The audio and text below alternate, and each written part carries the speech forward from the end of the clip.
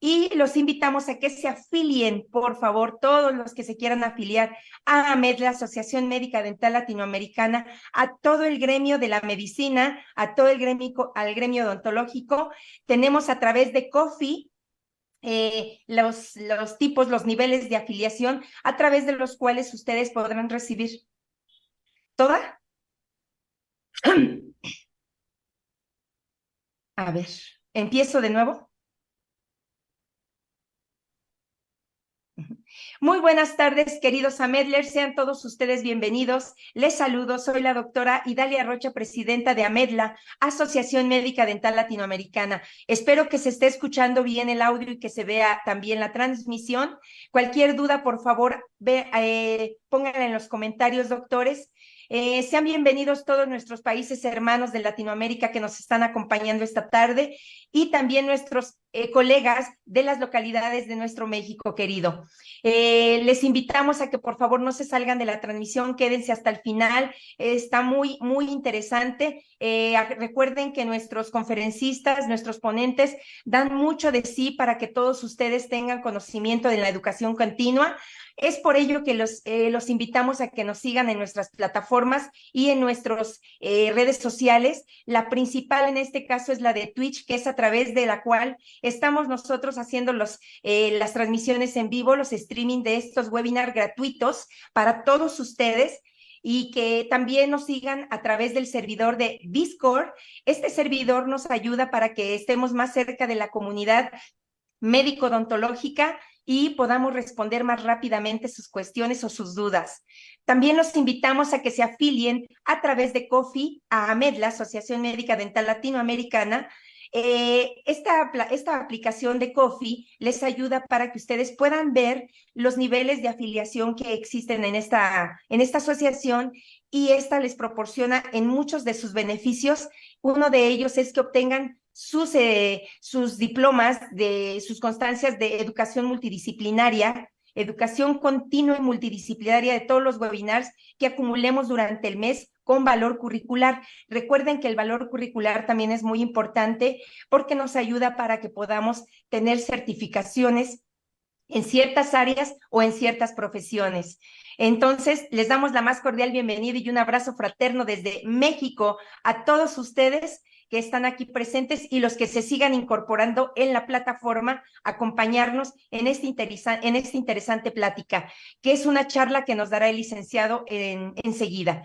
Bueno, los dejo con la asociación, con el webinar, y por favor, no olviden suscribirse en las plataformas y en nuestras redes sociales. Denle like a la página de AMEDLA para que ustedes sean los primeros en recibir las notificaciones de todos nuestros eventos y de nuestras notificaciones. A través de WhatsApp también les hacen llegar la invitación de todos los eventos que son gratuitos, algunos cursos, algunos diplomados o algunas invitaciones que ojalá se nos pueda ya dar en presencial. Recordemos que estuvimos algún tiempo en confinamiento y eso no nos permitió más que aprender a estar en línea, que es lo de hoy. Los queremos mucho y los dejo enseguida con la presentación del doctor. Gracias. A continuación, la trayectoria del magíster en Psicología Clínica, Antonio José Martínez Pineda. Psicólogo experto en la recepción de casos, valoración, evaluación, análisis funcional de comportamiento, diagnóstico, definición de plan de intervención, trabajo interdisciplinario, seguimiento, acompañamiento y orientación individual, grupal y familiar, aplicación de pruebas, generación de informes, intervención en crisis, manejo de visitas domiciliarias, implementación de protocolos en salud, manejo y diligenciamiento de historias clínicas. Magíster en Psicología Clínica, Universidad San Buenaventura, Bogotá DC, Colombia, 2022. Especialista en Intervención Psicológica en Situaciones de Crisis. Universidad San Buenaventura, Bogotá DC, Colombia, 2021. Máster propio en Psicología Clínica y de la Salud. Centro de Negocios Euroinnova Business School, Granada, España, 2019. Psicología. Corporación Universitaria Iberoamericana, Bogotá DC, Colombia, 2018. Psicólogo clínico, fecha de inicio, 15 de febrero de 2020 hasta la fecha. Objetivos, realizar intervención en situaciones de crisis. Iniciar y llevar el registro completo de la historia clínica del consultante. Establecer un plan de intervención bien sea individual o grupal. Brindar apoyo terapéutico a familiares que en su núcleo convivan con una persona con un trastorno mental. Corporación Universitaria Iberoamericana, psicólogo clínico en formación, fecha de inicio, 10 de agosto de 2017 hasta la fecha de terminación, 30 de noviembre de 2017. Objetivos: participación activa en el diseño y ejecución de programas de promoción y prevención de la salud mental relacionados con consumo de sustancias psicoactivas, manejo de la depresión, toma de decisiones, resolución de conflictos, intervención individual y grupal. Fundación Universitaria del Área Andina, psicólogo educativo en formación, fecha de inicio, 15 de febrero de 2017 hasta la fecha de terminación, 13 de junio de 2017. Objetivos: seguimiento y acompañamiento a estudiantes identificados con riesgo académico durante el proceso de entrevista y caracterización. Apoyo en atención preventiva de pérdida académica, seguimiento y acompañamiento a estudiantes que presentan ausencias a clases. Apoyo en la atención de remisiones desde los programas académicos, consejeros y monitores de estudiantes identificados con riesgo, gestión de talleres psicoeducativos, aplicación de pruebas existentes en el área de acuerdo a las necesidades de los estudiantes. Démosle una calurosa bienvenida.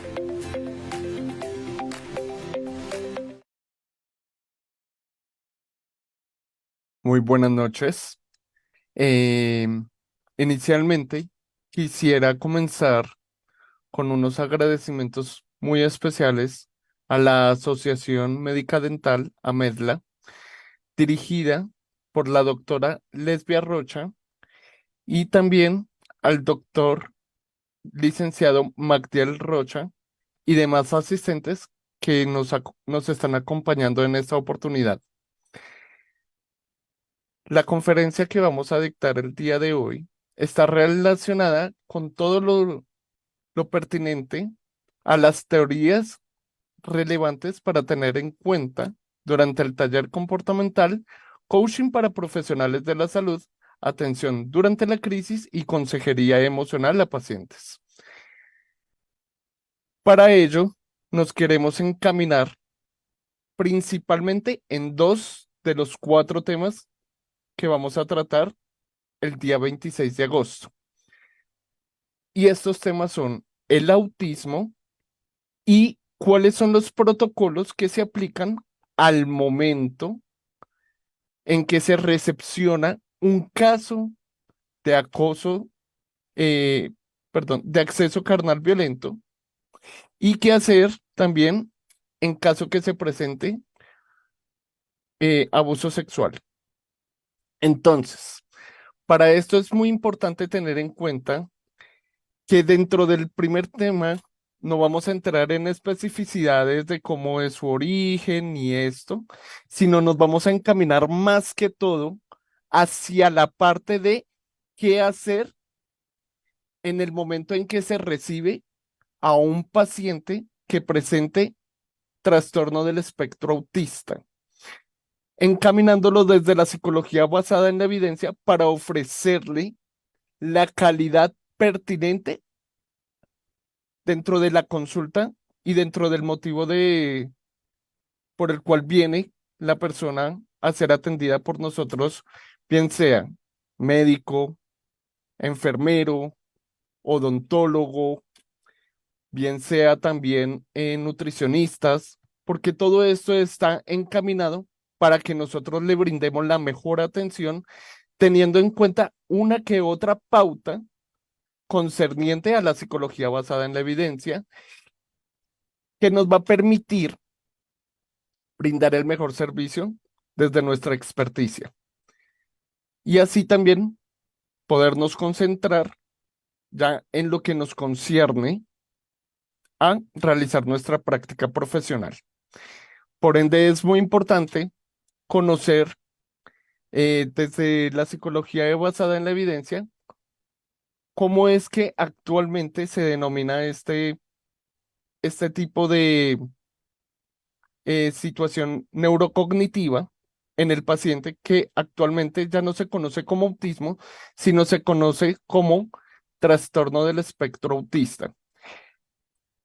Este trastorno del espectro autista está representado en tres niveles de compromiso que comprometen altamente al paciente. Estos niveles se sustentan desde lo relacionado con la alteración social, con la alteración en la comunicación y la presencia de patrones de comportamientos repetitivos restringidos, por lo cual es importante empezar a darle manejo bajo algunas pautas que vamos a ver a continuación. Acá es importante aclarar y establecer que hay diferentes tipos de trastorno del espectro autista. Uno que es leve, otro que es moderado y otro nivel que es ya profundo. En el nivel profundo o nivel 3 se presenta cuando el paciente requiere de un soporte muy importante debido a que su déficit es severo en habilidades de comunicación social, tanto verbal como no verbal, teniendo en cuenta que cada paciente puede presentar diferentes situaciones, porque no todos los, no a todas las personas que vamos a atender en su momento se encuentran encaminadas bajo el mismo rigor, ya que nuestro cerebro responde de manera diferente ante, ante el origen de este trastorno, de esta situación, de esta enfermedad. Entonces, es importante conocer cuándo es verbal y cuándo es no verbal. En lo verbal puede ser que el paciente llegue a hablar o puede ser que el paciente no genere ningún tipo de comunicación. Entonces hay un autismo que está relacionado con la parte de que la persona no logra verbalizar ningún tipo de palabra y hay otro autismo que está relacionado con que la persona puede verbalizar presentando también algunos temas de incoherencia. Esto no genera bastantes discapacidades severas en el funcionamiento social del individuo, lo que permite, lo que hace que no se pueda generar una interacción social adecuada y, las, y el nivel de respuesta ante la aproximación a la interacción social se vea bastante afectada. Acá es muy importante también el tema de los rituales fijos y o conductas repetitivas que interfieren marcadamente con el funcionamiento en todas las esferas. Acá es también muy importante tener en cuenta cuando las conductas repetitivas se ven interrumpidas o cuando el paciente está ejecutando eh, todo el tema referente a rituales comportamentales que si se ve interrumpido, muy posiblemente va a entrar en modo de pataleta, es decir, va a entrar en una situación de crisis en el cual va a estar bastante reactivo y no va a lograr centrarse a menos que en ese momento se apoye de manera debida. Todo esto desde la psicología clínica y desde la neuropsicología viene siendo tratado y hay tratamientos para ello. Uno de los tratamientos que se aplica y que es muy conocido es el tratamiento conductual desde el análisis comportamental aplicado. Por ende, para todos los profesionales que le estén interesados en atender este tipo de población, se les sugiere, se les sugiere de manera importante que tengan conocimiento sobre este tipo de tratamientos que nos va a permitir saber cómo atender las diferentes crisis que se puedan presentar con este tipo de pacientes que están presentando un, una enfermedad en este talante. Entonces, por ende, también es muy importante comprender cómo es qué hay que hacer en esos momentos. Todo esto es lo que vamos a referir al momento en que nosotros vayamos a hacer el taller práctico, cómo hacer la intervención, en qué momento se puede intervenir, en qué momentos no se puede intervenir, en qué momentos nosotros debemos acotar o buscar alguna forma de generar empatía o rapport con el paciente en su momento. Todo esto está prediseñado ya para que en el momento en que se dicte este taller práctico, se puedan aprender todas las habilidades del caso que son necesarias el, para que se logre un buen desempeño durante la consulta. También asimismo encontramos un nivel moderado. En este se requiere un soporte esencial debido a que se presenta un marcado déficit en habilidades de comunicación social, tanto verbal como no verbal. Ya aquí el tema no es tan agravado, sino es un poco más moderado, como lo indica la palabra. Y acá lo que se busca como tal es eh, entender cómo la interacción está limitada en su iniciación y puede verse reducida o anormal, no como en el caso anterior, en el caso del el autismo profundo, que es cuando es una mínima respuesta a la aproximación durante la interacción social. En este caso es más limitada y se puede observar de cierta manera uno que otro tipo de comportamiento expresado por el paciente, lo que nos permite interactuar de cierta forma con ciertas habilidades que se van a adquirir en el taller para que así mismo pueda la persona entender cuál es la necesidad principal del paciente y entender cuál es su situación o qué situación le genera miedo, cómo transformar esa situación de riesgo que siente el paciente a una situación de mayor tranquilidad para él. Acá lo más importante es la familiaridad que va a tener el paciente con las personas que lo están rodeando, con los elementos que se observan en consulta. Por ende, es muy importante que también el, el médico tratante, el odontólogo, el enfermero o el nutricionista o cualquier otro personal de la salud entienda que hay ciertas conductas que se van a estar repitiendo debido a que aparecen intereses fijos con suficiente frecuencia, lo cual los hace ver un poco más constante y estos mismos interfieren un poco en el funcionamiento dentro de varios contextos, pero ya no es como en el caso del nivel profundo, del nivel 3 ya no es em, ya no es que, ya no interfiere de manera marcada, ya no interfiere de manera constante, reiterativa y en todo momento. Acá ya solo se evidencia en ciertos contextos.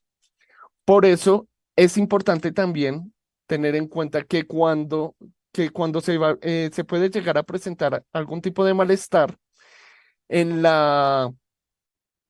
en el tema referente a los rituales y o conductas reiterativas, debido a que se ve interrumpido por parte de la persona familiar o el médico tratante. Entonces, eso hay que irlo encaminando poco a poco, que esas habilidades serán descritas durante el taller que vamos a realizar el día 26 de agosto.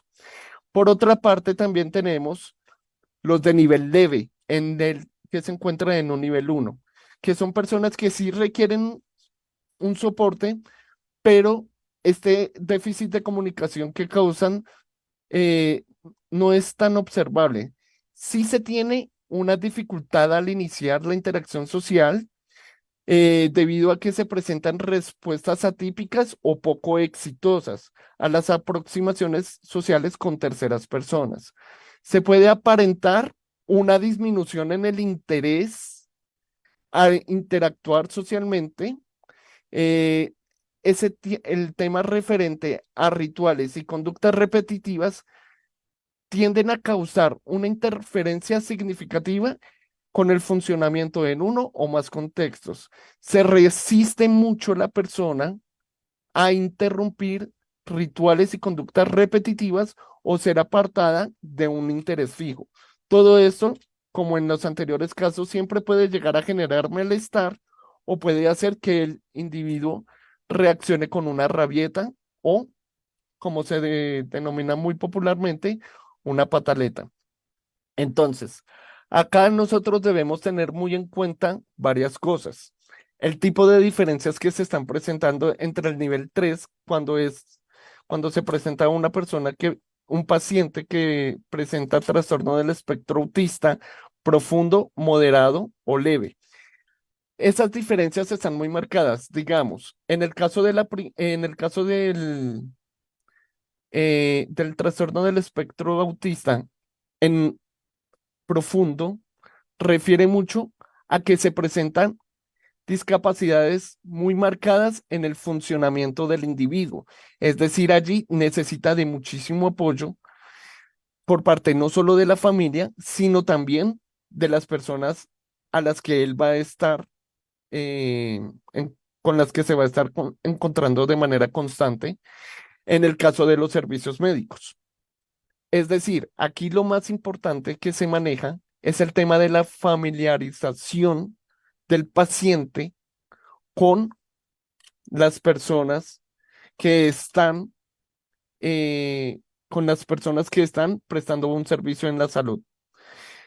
Como se menciona, acá también es demasiado, es de tener en cuenta que cuando se presenta ese tipo de malestar, hay que encaminar al paciente a que él mismo vaya generando su dimensión de tranquilidad. Y hay que aclarar también una cosa, que tanto conocimiento tiene el familiar sobre el trastorno del espectro autista, en caso que lo tenga, podrá ser un gran soporte durante la consulta y en caso que no lo tenga, se le deberán dar algunas pautas. Para ello se recomienda tener guías, guías clínicas con las cuales nosotros también le podamos dar algunas indicaciones, algunos folletos, para que así el familiar quede, em, quede informado sobre qué es lo que hay que hacer en determinados momentos cuando se presente un tipo de rabieta o una situación de incomodidad para el paciente. Va a ser bastante complicado que una persona con el trastorno del espectro autista a nivel profundo se permita realizar algunas intervenciones, sobre todo la de tipo odontológico, pero pues se podría buscar uno que otro mecanismo. Entonces hay que buscar la forma, en caso que sea viable, en caso que en definitiva se encuentre que no es viable realizar este tipo de intervenciones en este tipo de paciente, se recomienda dejarlo más bien, eh, usarse algún tipo de sedante para que se pueda realizar la intervención de una manera mucho más sencilla. Igualmente, siempre desde la familiarización con la técnica que se va a aplicar. Siempre todo está relacionado con cómo es que el paciente se vincula con el personal de la salud y cómo es que también se vincula con el tratamiento que van a utilizar. Am, Acá también es muy importante que conozcamos un poco lo relacionado a los síntomas. Las personas que tienen TEA tienen una diversa presentación en sintomatología, por ejemplo, que tienden a evitar mucho el contacto social, mientras que otros son excesivamente sociales y hasta intrusivos. También varía el nivel de funcionamiento cognitivo. Por ejemplo, puede presentarse una discapacidad intelectual grave a muy por encima de una inteligencia promedio y su capacidad para funcionar en situaciones de la vida real. Todo esto es muy importante tenerlo en cuenta, toda vez que depende de cómo la persona eh, se interactúe con el medio, nos va a permitir hacer todo el tratamiento que el paciente requiere en ese momento. Para ello, es importante identificar algunos signos de alarma que nos pueden permitir conocer un poco si un paciente puede estar presentando algún tipo de trastorno del espectro autista, teniendo en cuenta que para ello también habría que redireccionarlo en su momento ante la entidad pertinente o ante el centro hospitalario respectivo con el fin de que le sea diagnosticado este tipo de, de trastorno neurodivergente. Entonces, cuando el menor dentro de los 12 meses de edad no reacciona cuando lo llaman por su nombre, cuando no señala objetos para demostrar que tiene interés sobre los mismos, cuando no juega con situaciones imaginarias dentro de los 18 meses de edad, que de manera constante y reiterativa evita el contacto visual y prefiere generalmente estar solo, que tiene dificultad para comprender los sentimientos de otras personas o para expresar sus propios sentimientos, que presenta retrasos en el desarrollo del habla y el lenguaje, que repite palabras o frases una y otra vez, que contesta cosas que no tienen que ver con la pregunta que se le está formulando, le irritan los cambios mínimos y tiene interés obsesivo sobre ciertas cosas. Es importante aquí identificar que para lograr realizar pruebas exitosas se debe remitir al profesional pertinente, en este caso, al psicólogo clínico o al neuropsicólogo para que se realicen las debidas pruebas y asimismo se logre esclarecer si esa persona está presentando o no autismo, junto con todos los profesionales que nos atienden todo el tema de los diferentes trastornos en el lenguaje verbal, lenguaje no verbal, en el tipo de conductas que presenta el paciente. En todo esto, todo lo que va a hacer y todo lo que va a suceder es que el paciente realmente va a lograr ser encaminado y va a poder recibir el apoyo en el momento pertinente. En caso que ya la persona, pues, o sea, digamos, ya haya superado una infancia, es recomendable que se realicen igualmente las pruebas para determinar si esa persona puede ser que presente o no el autismo, que igualmente, pese a que haya pasado ya algún tiempo, se hace necesario siempre aclarar si ese paciente debe asumir algún tratamiento especial para su nueva situación. Entonces, por ende, todo esto nos lleva a indicar que las personas con un diagnóstico de TEA siempre van a tener problemas relacionados con la socialización, cómo evitar el contacto visual.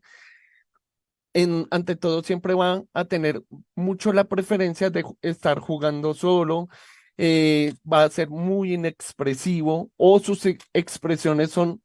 o sus expresiones faciales son inapropiadas o no entiende cuáles son los límites en el espacio personal o evita o rechaza el contacto físico. Otra característica que es muy importante en las personas con TEA es que tienen conductas e intereses poco comunes, como colocar juguetes u otros objetos generalmente en línea recta, o que juega de la misma manera siempre, todo el tiempo. Se interesa solo por algunas partes de un objeto, por ejemplo. Si tiene en sus manos una crema dental, posiblemente se interese solo por la tapa o se interese por cómo está saliendo la crema dental del tubo de la crema. Entonces todo eso nos va a permitir hacer como entrar a determinar que esta persona realmente puede estar presentando este tipo de situación neurodivergente y es importante que el paciente sea remitido inmediatamente a un centro hospitalario con los profesionales pertinentes para que se le diagnostique si tiene o no tiene el trastorno del espectro autista o cualquier otro tipo de situación que esté relacionada con salud mental. Asimismo, también tienden a ser muy organizados. Las personas se tienden a irritar con temas de cambios mínimos, tienen intereses que pueden considerarse obsesivos, siguen rutinas, hacen movimientos repetitivos y tienen muchas estereotipias. Una de las estereotipias muy característica que imagino que muchos de los profesionales han visto es la siguiente.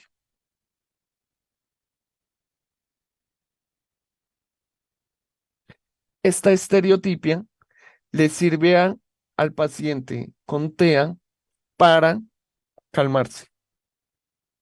Esto genera en él una sensación de sosiego y permite que la persona poco a poco se vaya calmando ante estímulos que para él son fuertes.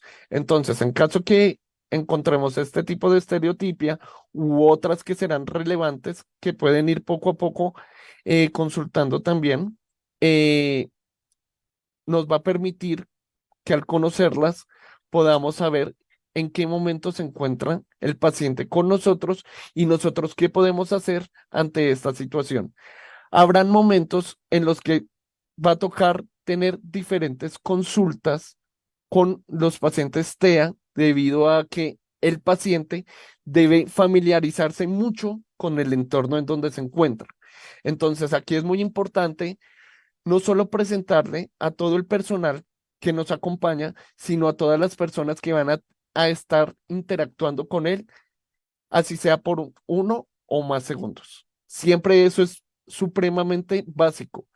Familiarizar al paciente TEA con todo el entorno, con el lugar en donde va a recibir la atención, con el consultorio, con el instrumental, con todo, absolutamente todo lo que vaya a tener contacto con su corporeidad.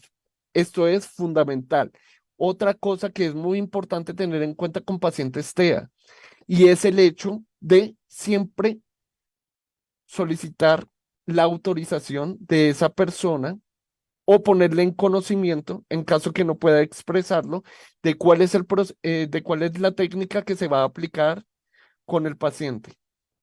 Por ejemplo, muchos de nosotros tenemos el trauma con la fresa. Pues es un trauma que socialmente uno diría, oiga, pues ese sonidito de la fresa y cuando entra en la boca y el dolor que genera, pues no es algo tan agradable, no es algo como que uno dice, uy, qué rico ir al odontólogo a que me hagan una limpieza o que me hagan o que me traten la muelita que tengo mala, así sea que me apliquen anestesia, pues igualmente esa sensación de molestia que se puede llegar a sentir al usar la fresa, pues no es algo tan agradable para nosotros. Ahora imaginemos una persona con TEA que es bastante receptiva a todo sonido o toda imagen que para él pueda representar peligro. Es bastante reactivo.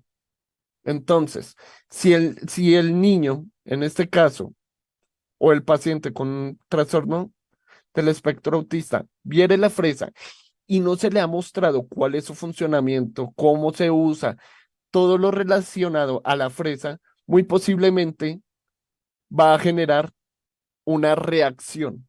Y esa reacción va a ser bastante fuerte, por ende es importante siempre ponerle en conocimiento cuáles son los instrumentos que nosotros vamos a utilizar durante su tratamiento. Acá la técnica más importante es empatizar con el paciente, es decir, ponerle en conocimiento, hacerse eh, una persona de su confianza, que sepa que nosotros le vamos a garantizar el mejor servicio y que nosotros estamos allí es para colaborarle en toda situación que el paciente requiera. Entonces, también es importante aquí aclarar que algunos niños con TEA también pueden presentar hiperreactividad, impulsividad, agresividad con otros u autoagresión, rabietas, reacciones emocionales inusuales, que es algo que hemos venido refiriendo durante esta primera parte de la conferencia. Los niños que presentan TEA pueden ser bastante reactivos ante estímulos que para ellos son poco conocidos. Todo esto es lo que nosotros vamos a aprender cómo darle manejo a través de un caso para que el menor o para que el paciente sepa cómo va a estar involucrado dentro del tratamiento que en ese momento el profesional de la salud va a aplicarle. Es decir, vuelvo, repito, una palabra que he dicho en muchas ocasiones, es familiarizar al paciente con todos los instrumentos, con todas las cosas que se encuentran en el consultorio, porque de ello dependerá mucho el éxito en la consulta. Bueno, a continuación, quiero entrar en otro tema que es también parte de la conferencia que se va a dictar en el taller comportamental, que hace relación al protocolo de atención clínica en caso de acceso carnal violento o abuso sexual a cualquier persona.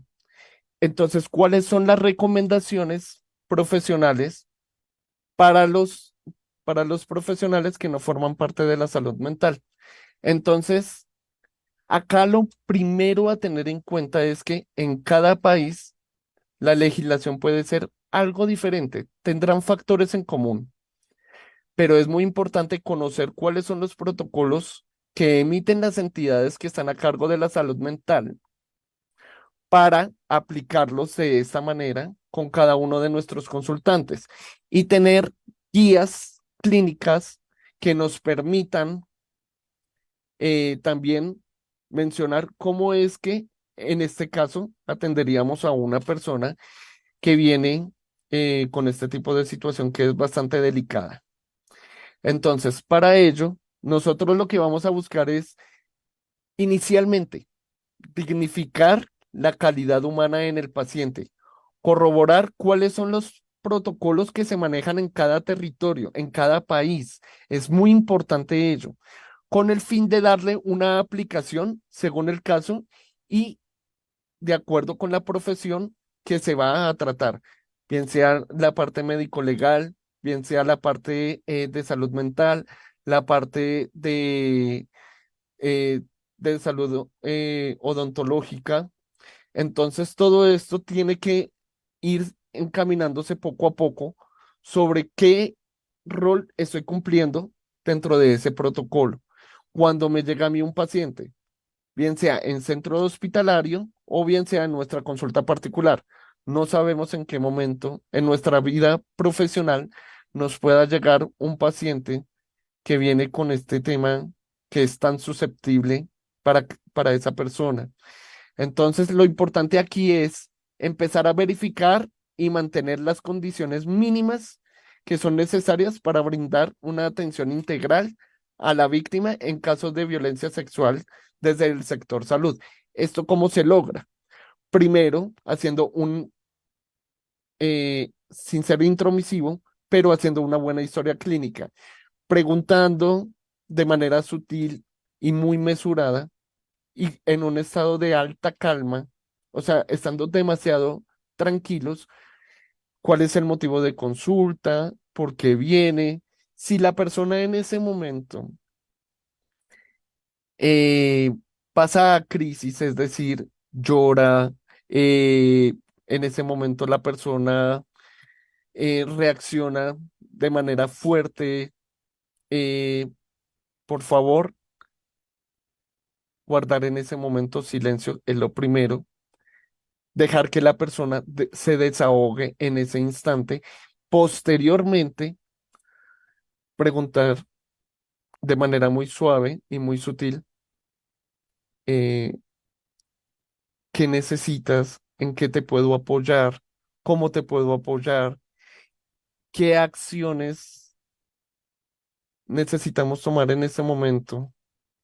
Y ya la persona poco a poco, encaminándola con las preguntas, va a generar que por sí misma vaya desarrollando cuál es su motivo de consulta. Poco a poco, tener paciencia, aguardar durante sus silencios, que pueden ser incómodos, pero son necesarios para esa persona en ese momento, También es importante mantener una mirada siempre al paciente de una forma asertiva, no haciendo gestos como de, ¿usted qué? No, siempre una mirada muy neutra, de cierta manera compasiva, sin decir, ay, pobrecito esta persona, ¿por qué vendrá así? No, sino es una mirada compasiva como entendiendo que está pasando por una situación muy delicada, muy grave. Y eso nos va a permitir que el paciente sienta mayor comodidad con nosotros poco a poco, con un tono de voz bastante asertivo, mesurado, un tono de voz relativamente bajo, pero que sea escuchado por la persona. Entonces, esto va a generar que se den unas condiciones mínimas para la atención de la víctima de violencia sexual. Por otra parte, también se busca hacer la recepción inmediata a la persona que ha sido víctima de violencia sexual. Es decir, ese tipo de paciente que llega a nuestra consulta o al centro hospitalario tendrá siempre prelación. Eso desde el terreno de Colombia, acá en Colombia, y pues en cada uno de sus países ustedes verificarán cómo son las condiciones, pero sobre todo acá en Colombia, siempre se le dará prioridad a las personas que llegan con ese tipo de noticia, para que posteriormente se realice la profilaxis sindromática para ITS durante la consulta inicial. Posteriormente, se debe asegurar esta profilaxis para VIH durante la consulta inicial. Asimismo, se debe derivar hacia otros sectores que puedan estar involucrados en la atención del caso de violencia sexual.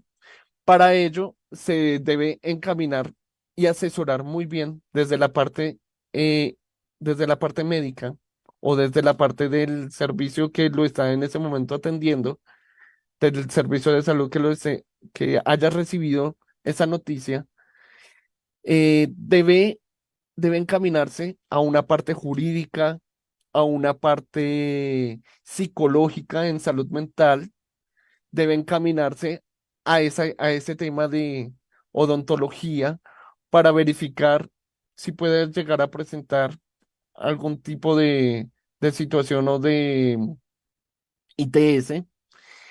Eh, por ende, es muy importante solicitar la interconsulta ante los profesionales de la salud que se requiera para asegurar la atención integral de las víctimas de violencia sexual. Y posteriormente se deben planear los seguimientos clínicos que requiera en ese momento la víctima. Entonces, para esto, nosotros tenemos una cosa que es supremamente importante y es la discrecionalidad. Los derechos de los pacientes, en especial el derecho que tiene la víctima de violencia sexual a ser tratada por los servicios de salud de manera digna, con un nivel de discreción supremamente alto y respeto por su privacidad. Es decir, esto lo que nos refiere como tal es que si la persona dice, no quiero ser tratada, no quiero que nadie sepa de este tema, no quiero que mi familia se entere, no quiero que X, Y o Z razón, nosotros lo debemos respetar. ¿Qué hay que hacer? Desde la parte de salud mental, se debe orientar para que la persona comunique también cualquier situación que le haga sentirse en un eventual riesgo. Es importante este tema porque puede ser que se presente el tema de la violencia sexual dentro de la misma familia o en vecinos o haya sido que esto se da como en menor cantidad de casos que haya sido por un desconocido. Hablando de esto, desafortunadamente en el caso colombiano, que ha ocurrido mucho. Es importante también que también desde la parte de, desde la parte jurídica, se le ofrezca un servicio de protección a su seguridad personal y el derecho a rehusar a realizarse a cualquier tratamiento o procedimiento que se le ofrezca. Entonces, dentro de la ley nacional colombiana, se observa que son derechos de las víctimas de violencia sexual, conforme la ley 360 de 1997, a ser tratadas con dignidad, privacidad y respeto durante cualquier entrevista o actuación con fines médicos, legales o de asistencia social, a ser informadas acerca de los procedimientos legales que se derivan del hecho punible, a ser informadas de los servicios disponibles para atender las necesidades que le haya generado este tipo de evento, a tener acceso a un servicio de orientación y consejería gratuita para ella y su familia, atendido siempre por el personal cualificado, tener acceso gratuito a los siguientes servicios: al examen y tratamiento para la prevención de infecciones de transmisión sexual, incluido el VIH-Sida, un examen y tratamiento para trauma físico y emocional, recopilación de evidencia médico-legal y a ser informado sobre la posibilidad de acceder a la indemnización por los perjuicios ocasionados con este delito. Todo esto es bastante importante tener en cuenta para cada uno de nuestros servicios profesionales y es una cuestión que nosotros vamos a entrar a aclarar en la conferencia que se va a dictar el día 26 de agosto, a los, para lo cual hoy quiero invitarlos a que asistan.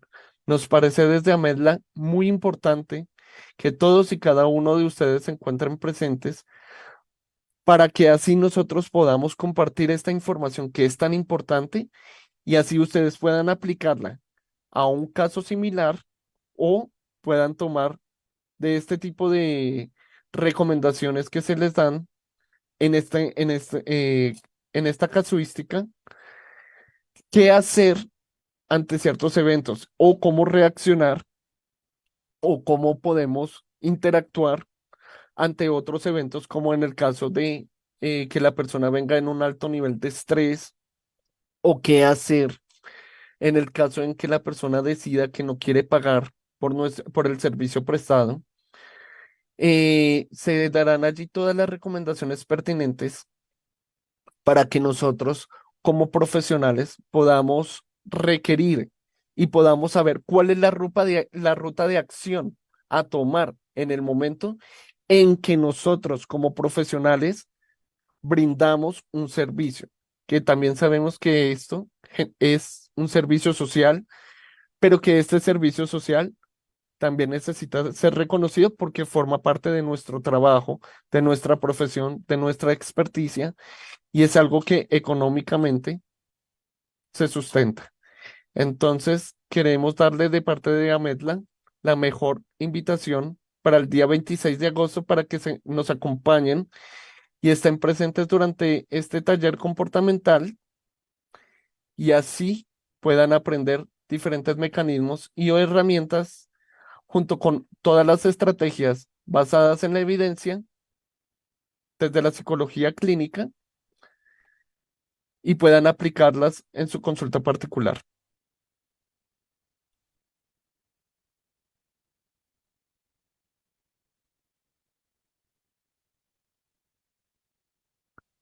Listo. Bueno, hemos escuchado al licenciado. Es por ello, doctores, nutriólogos, médicos, enfermeros, dermatólogos que nos acompañan en la bariatría, en la enfermería, de todas estas áreas que nos están acompañando a la distancia. Para todos es muy importante este taller porque nos hemos enfrentado actualmente a pacientes con condiciones diferentes, con trastornos también de esta índole, como lo mencionaba el licenciado. Ustedes han visto que actualmente se han dado casos tristemente más de autismo, digo, porque es una condición en la que nosotros a veces no podemos laborar con ellos. Hablemos de podólogos que también nos están acompañando esta tarde.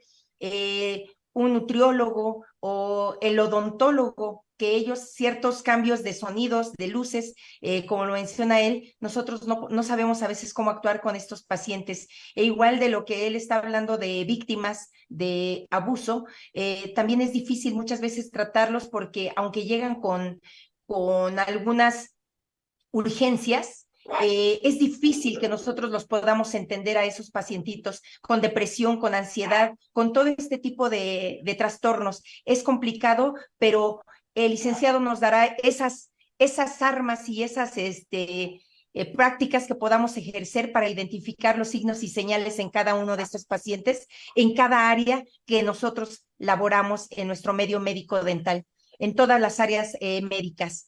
Los invitamos para que de 26 de agosto a las 10 de la mañana iniciará el taller para que se puedan dar todas estas prácticas que nos dé el licenciado de cómo llevar a cabo y cómo salir adelante con cada paciente que tengamos o que nos enfrentemos. Quienes aún así ya llevamos una larga trayectoria en nuestra práctica, ha sido también difícil poder entender a los pacientes, y tratamos de buscar técnicas, pero él nos proporcionará esos manejos para que a cada paciente lo podamos atender sin negarle la asistencia y que también nosotros no corramos riesgos ante ellos, ante sus arrebatos o con la condición que el paciente presente, pero que los podamos atender sin negarle su consulta. Se les va a proporcionar, si están interesados, a todos los presentes y los que también están escuchándonos a la distancia en la otra plataforma. Por favor, se les va a dar un código de descuento a través de Coffee, se les va a dar un enlace que quien esté interesado para cómo atender este tipo de pacientes a los que nos estamos enfrentando día con día, y los niños ya no son como antes, ahora ya son un poco más, no quiero pronunciar yo la palabra porque no soy la persona indicada de decirlo, pero me he enfrentado también yo en lo personal con chiquitos que a veces no se puede trabajar. Hablo en mi medio dental, en el odontológico, pero por ejemplo, un podólogo. También se presentan casos con sus pacientes, con un nutriólogo, con un médico, con un enfermero, cuando les van a sacar sangre a los pacientes. De veras, nos enfrentamos a situaciones ahora más que antes, más complicadas. Ojalá que puedan entrar a este taller para aprender qué armas podemos emplear para poder llevar a cabo una buena consulta clínica con esos pacientes y no negarles la atención, y también ellos puedan tener la confianza en nosotros que somos en esta ocasión, la verdad, ellos nos llegan a ver los pacientes como dioses. Yo he sido paciente, ustedes han sido pacientes en determinadas áreas, pero hay que aprender a manejar todo eso y ser los valientes que podemos manejar cualquier tipo de paciente. Entonces, se les va a dar un código de descuento y nada más anunciando que estuvieron presentes en este webinar del día de hoy, 2 de agosto, y esto lo pueden hacer los pagos a través de Coffee. Es una cuota módica, porque realmente es una cuota módica de 500 pesos nacionales, y si dicen que estuvieron presentes en este webinar, se les hará un 15% de descuento o $30 para los que son de otros países, y el pago se puede hacer a través de Amedla con el número de WhatsApp, se puede hacer a través de Coffee, se puede hacer a través de Discord, que es el más rápido, y Coffee también, o lo pueden hacer también a través del correo de la Asociación Médica Dental Latinoamericana, que es amedlaoficial@hotmail.com. Están todos invitados y bueno, los esperamos. También les quiero comentar que les llegará su enlace el día de mañana a todos ustedes, los que se registraron, para que puedan adquirir su constancia. Esa constancia va a ser a través de ese enlace para que ustedes solamente la puedan bajar. Se les va a compartir a través del WhatsApp de Amedla o también a través de Facebook. Ahí se les va a poner su enlace para que ustedes puedan estar atentos y puedan recibir su constancia de todos los que se registraron en estos días anteriores. Bueno, les hago la cordial invitación. No dejen de seguirnos, por favorcito, en todas nuestras redes sociales: Twitch, Discord, Coffee y YouTube. Y también en esta página de Amedla, denle un like. Les vamos a dar su reconocimiento al licenciado a continuación y doctores, a todos un abrazo fraterno, buenas noches y no nos dejen por favor de seguir. Les vamos a dar más eventos y tenemos muchas cosas más para todos ustedes. También hay sorteos, así es de que no dejen de seguirnos, doctores. Vamos a dar el reconocimiento al licenciado a continuación. Gracias. A continuación, Amedla le otorga el reconocimiento por su colaboración como ponente internacional con su webinar Coaching para Profesionales de la Salud, Teoría para la Atención durante la Crisis y Consejería Emocional a Pacientes. Llevado a cabo el 2 de agosto del 2023. Felicitaciones, doctor. Gracias por tan interesante webinar. Muchas gracias. Gracias, licenciado. Y gracias a todos los presentes. Gracias.